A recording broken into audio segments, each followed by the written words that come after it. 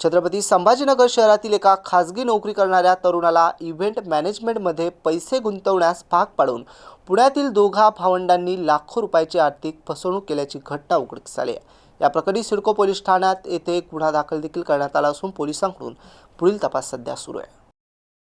या प्रकरणात विजय महेंद्र अग्रवाल यांनी फिर्याद दिली आहे की संजना देवीदास चौधरी आणि सुयश देवीदास चौधरी या पुण्यातील रहिवासी असलेल्या आरोपी विरोधात गुन्हा दाखल केला आहे।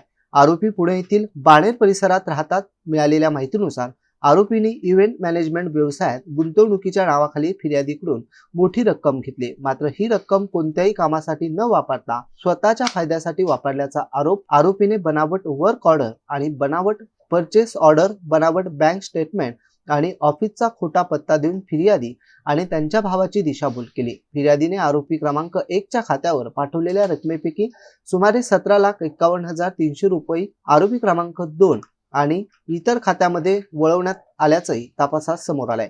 या प्रकरणाचा पुढील तपास पोलीस उपनिरीक्षक गायके यांच्याकडे सोपवण्यात आला असून आर्थिक व्यवहाराची चौकशी सध्या सुरू आहे।